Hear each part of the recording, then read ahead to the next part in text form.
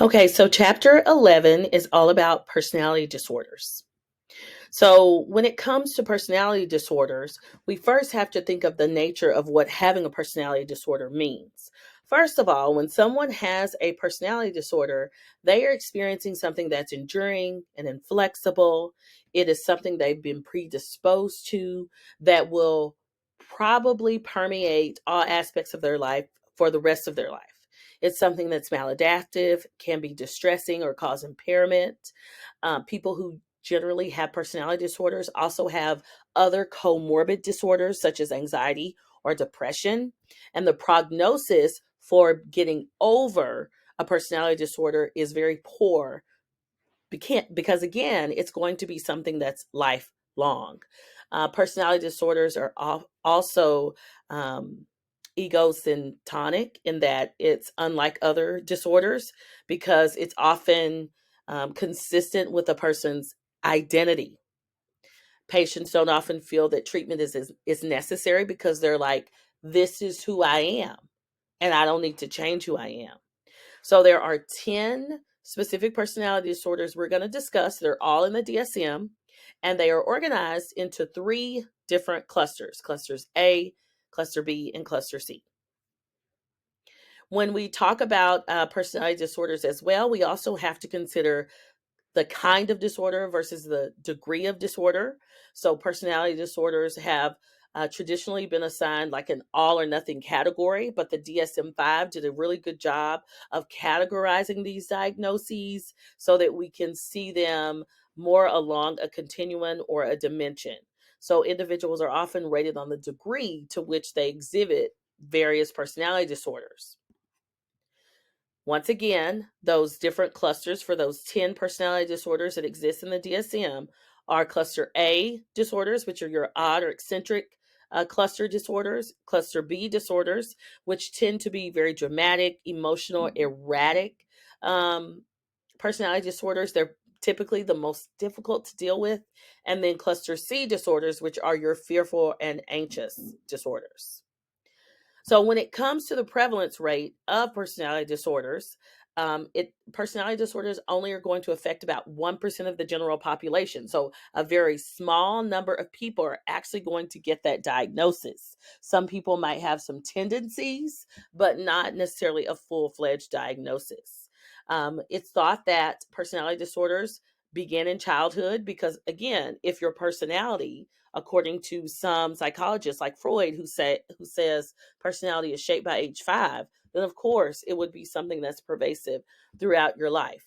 It tends to run a very chronic course, especially if untreated, and can transition to other different personality disorders as well with no treatment. When it comes to various genders, research has shown us that more males are often diagnosed with what we call antisocial personality disorder, and more females are diagnosed with what we call histrionic personality disorder. And when we talk in just a few moments about what the criteria are for those disorders, you might get some idea about why more males are diagnosed with antisocial personality disorders and why more females are diagnosed with histrionic personality disorder. When it comes to comorbidity, it's the rule, it's not the exception. And when it comes to insurance companies and payment for services, we're always going to get that comorbid disorder because if personality is something that's pervasive throughout your life, an insurance company is going to say, I don't want to pay for it if this is who they are. But if we've got anxiety, depression, and histrionic personality disorder, then we can deal with both. And we can primarily treat the anxiety, depression, and help out with the histrionic issues and help with some coping strategies. There are lots of personality disorders that are still being studied, such as sadistic personality disorder, which occurs when people enjoy inflicting pain. There's passive aggressive personality disorder, which occurs when people are defiant and tend to undermine authority. And these are two areas that are currently being researched. So if you're really interested in psychology and you go on to university and you're interested in personality disorders, these are two very hot topics currently being researched. So let's go ahead and start with some of those personality disorders, starting with our cluster A disorders. The first cluster A disorder is paranoid personality disorder. This is different from paranoid schizophrenia, which we'll talk about in the schizophrenia chapter. This is paranoid personality disorder. And this occurs when people have a pervasive and unjustified mistrust and suspicion of other people.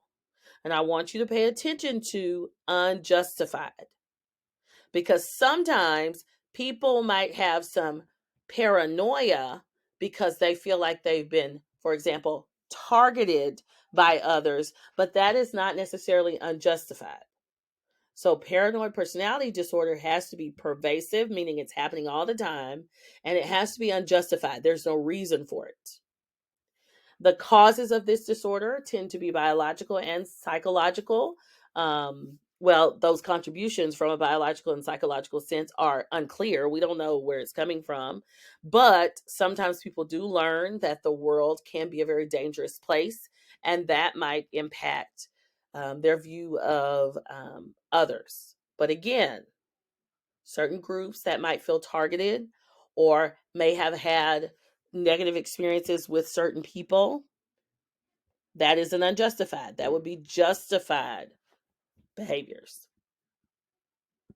So when it comes to treating paranoid personality disorder, and I would say almost treating every single personality disorder, it's not like somebody's going to come in and say, help me with my personality disorder. Few people are going to seek professional help on their own. Treatment methods, if they do happen, are often going to focus on developing trust and developing positive relationships with others. A lot of cognitive therapy to address thinking patterns and negative thinking patterns. But again, that we don't have a lot of good outcome studies to tell us that, hey, this worked. The second cluster A personality disorder is schizoid personality disorder. And this disorder occurs when a person is kind of detached from social relationships. And this is a pervasive pattern in their life. They really just prefer to be alone and not necessarily around a lot of other people. They also may show a very limited range of emotions, especially in interpersonal relationships. The cause of this disorder is unclear. Some people who end up developing schizoid personality disorder may have been very shy as children, but it doesn't mean that they're like outcasts or anything like that, or they don't like people, or they're going to hurt people. It just means that they have a preference for being alone. And it resembles some of what people with autism experience when they just don't want to be close to others. Again, treatment options. Few people are going to seek help on their own. The focus of treatment would be on developing and understanding the need and value of having interpersonal relationships with other people and having companionships, building empathy and social skills. But again, there's a lack of good outcome studies. And then our third cluster A personality disorder is schizotypal personality disorder. And this is not to be confused with schizophrenia, which we'll talk about later, because some people conceptualize this disorder as being very similar to a milder form of schizophrenia.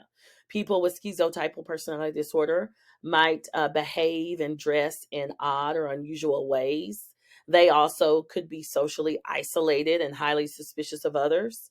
They may engage in what we call magical thinking and ideas of reference and even illusion. Many people with schizotypal personality disorder might also meet the criteria for major depression. So there's that comorbidity. When we think about what causes schizotypal personality disorder, it can be generalized to some brain deficits. It could be something genetic. About 30 to 50% of people with schizotypal personality disorder will also meet the criteria for major depression. So, developing some social skills and addressing those issues of depression can be necessary. Sometimes giving medical treatment that's similar to what would be used for somebody with schizophrenia might also be helpful, but again, the treatment prognosis is pretty poor. We haven't seen good outcome studies from that. So those are our cluster A. Now let's talk about some of our cluster B, those odd and eccentric personality disorders. Remember, I told you cluster B are the ones that are a little more difficult to deal with and can cause a lot of issues. The first one is antisocial personality disorder. And remember, this one is most often diagnosed in males more than females. And this is when a person fails to comply with societal norms. They might violate the rights of others. They might be irresponsible, impulsive, and deceitful. They may not seem to have a conscience. They probably don't have a lot of empathy or feel remorse for the things they've done. In the past, we've often called people with antisocial personality disorder sociopaths or psychopaths. They can be very charming, but also interpersonally manipulative. They may violate societal's rules. They might have a life of crime and just struggle um, in general with other people and society and following and doing what's expected of them. So, one thing that we do know is that there is a sort of relationship between early behavioral problems, such as conduct disorder, which is a disorder of childhood, where children start to get into trouble, have a lot of issues with the police, their parents, and the development of antisocial personality disorder as an adult. So, many children who were conduct disorders as children end up having antisocial personality disorder. And of course, that's not all inclusive. That doesn't always happen. Some of those early histories of behavioral problems and things that have happened in childhood evolve to antisocial personality disorder. So we generally think of that as a precursor. But oftentimes, families with inconsistent parental discipline and support, I mean, it could be more of a parenting issue versus a child issue. And also, families that have histories of criminal and violent behaviors might also have some children who end up developing antisocial personality disorder. So, there are some neurobiological contributions to how we treat antisocial personality disorder. First off, we know that cortical arousal levels are usually low in those with antisocial personality disorder. We know that the cerebral cortex is not often fully developed, or these are some of the hypotheses that are being made about individuals with antisocial personality disorder.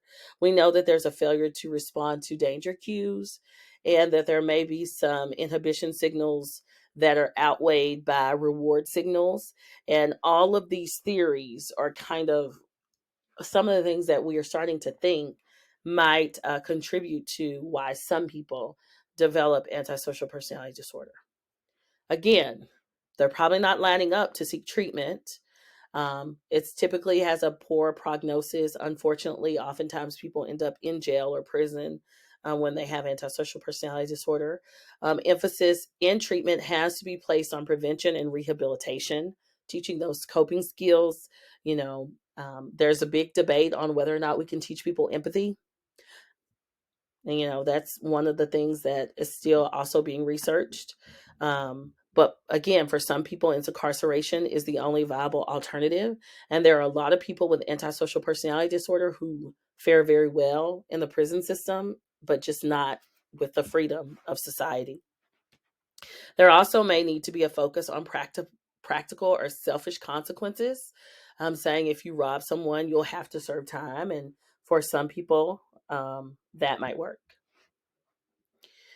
When it comes to how antisocial personality disorder is developed, um, typically, if parents have a history of antisocial personality disorder or antisocial behavior or criminality, sometimes that can be passed on to their children. So we think there has to be some genetic link that creates that. Also, having high conflict in the childhood could also increase the development of antisocial personality disorder. And from a neurobiological standpoint, it's still being researched. When it comes to arousal theory, um, this theory says that people with antisocial personality disorder are chronically under aroused and they seek the stimulation of doing activities and doing things that give them a thrill that could be fearful or aversive for most people. We know that there also could be some psychological and social influences.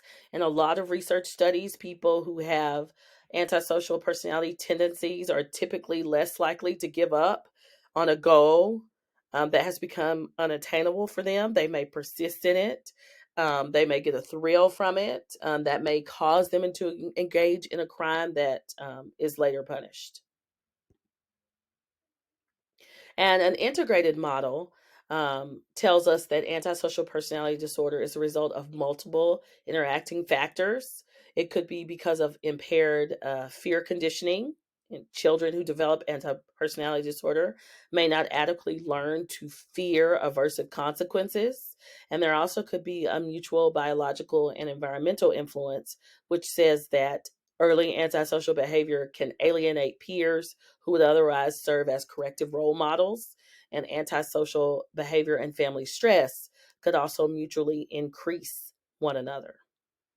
So if you look at this chart, you can see the development of antisocial personality disorder in people who are considered psychopaths versus non-psychopaths. And you can see starting, from the ages of 16 to 20, which we would not diagnose a personality disorder prior to age 18. So we don't want to even consider it. But you can see that it's much larger in the people who tend to have psychopathic tendencies all the way until the 40s. I think that's pretty telling. Our second personality disorder in cluster B is borderline personality disorder, which for me as a clinician was always the most difficult to not necessarily treat, but manage. And these were the clients who were the most challenging oftentimes. People with borderline personality disorder often have unstable moods and relationships. They can be very impulsive. They can fear abandonment, have very poor self images. They might engage in self mutilation and suicidal gestures. And comorbidity rates are typically high with other mental disorders, particularly depression and other, maybe bipolar disorder or something like that.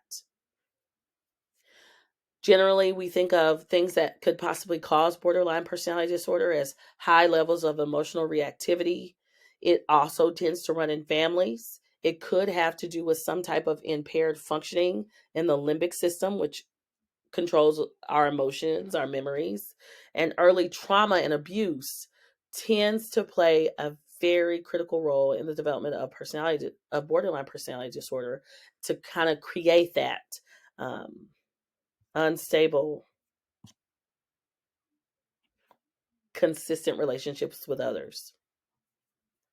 There tends to be triple vulnerability when it comes to borderline personality disorder. You could have biological vulnerabilities, psychological vulnerabilities, and also um, that are generalized and specific. And these could be stressors, lashing out, and then, biologically reacting to things that have happened. When it comes to treatment options, again, there's not a lot of outcome studies. Antidepressant medications provide some type of short-term treatment. Oftentimes, dialectical behavioral therapy, or what we call DBT, is often used. I've used DBT with a lot of group therapy, and it is the most promising treatment for borderline personality disorder because it focuses on how to engage in interpersonal relationships and how to tolerate and disengage from self harm and reckless behaviors. It focuses on the dual reality of acceptance of difficulties and having a need for change. So there are two books that I typically tell my students if they're interested at all in borderline personality disorder, in understanding it. There are two book titles that I think are really good description to help you understand. One of them is called "I Hate You, Don't Leave Me," because sometimes that's what a person with borderline personality disorder might say in a relationship with another person. And another book is called "Stop Walking on Eggshells," because sometimes it seems like you're always kind of teeter-tottering on between, oh, what should I say, or am I going to say the one thing that'll make this person upset? Our next cluster B personality disorder is histrionic personality disorder. If you remember from earlier, this one is more typically diagnosed in females more so than males. And this has to do with being overly dramatic, sensational, and sexually provocative. People with histrionic personality disorder can also be impulsive. They can need to be the center of attention. They might have some thinking and emotions that are perceived to be very shallow. And when we think of causes, we generally think that it could be because of a failure to learn empathy as a child, kind of the focus of the me generation. And when it comes to treating this, we don't really have an effective treatment method, but we know if we focus on grandiosity and lack of empathy and unrealistic thinking, those are some of the biggest struggles that people with histrionic personality disorder have. So, focusing on those things can maybe lead to a solution. And then our final cluster B personality disorder is narcissistic personality disorder. And this disorder has to do with having exaggerated and unreasonable sense of self-importance, having a preoccupation with receiving attention, a lack of sensitivity and compassion for other people, and being highly sensitive to criticism, being envious, and very arrogant.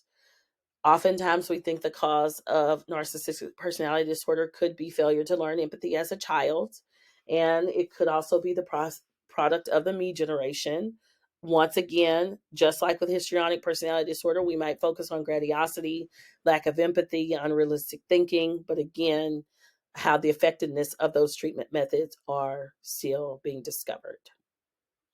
And then our final cluster for personality disorders is cluster C, and these are kind of the anxious avoidant personality disorders. And the first one is avoidant personality disorder. And this involves extreme sensitivity to the opinions of others, trying to avoid interpersonal relationships, being very anxious and fearful of being rejected by other people, and having low self esteem. When we think of causes, of course, there could be some environmental factors, having a difficult temperament and being rejected early on in life. When it comes to treatment, since we can generally use treatment methods that have been effective for social phobia, to focus on social skills and not being so anxious about things that have happened. Our next cluster C personality disorder is dependent personality disorder. And people with dependent personality disorder tend to rely on others to make major and minor life decisions. They depend on other people. They might have a fear of abandonment. They might be very clingy and submissive in interpersonal relationships. What do you think I should do? Causes are generally unclear, but it could be due to early disruptions in learning independence, with parents who were maybe overbearing, who made all the decisions for the child. A lot of research in this area is lacking. And if we want to focus on treatment, we have to focus on skills that are going to foster independence. And then our final cluster C personality disorder is going to be obsessive compulsive personality disorder. And this is not to be confused with obsessive compulsive disorder, because obsessive compulsive disorder has to do with obsessions, which are thoughts that are intrusive, and compulsions, which are behaviors that are continuous, that the person is constantly involved in this cycle with. With obsessive compulsive personality disorder, it has to do with rigid, perfectionistic thinking of doing things the right way and maintaining order. The cause is generally unknown. There's a weak genetic link, and it's one of those things that's just still being researched. When it comes to treatment methods, we want to be able to address the fear associated with not having orderliness, and rumination, the overthinking, the procrastination, the feelings of inadequacy. So, in general, we talked about 10 personality disorders. And to summarize, these are going to be long lasting things that can't really be treated. They can only be managed by learning some skills. They tend to begin very early in development and run a chronic course, tends to be comorbid with other disorders over the course of the life. And, there's a lot of disagreement on exactly how to treat them. And so, We look at various treatment methods, especially with comorbid disorders. The DSM-5 includes those 10 personality disorders that are organized into clusters A, B, and C. And I hope you have a better understanding of what it means to have a personality disorder.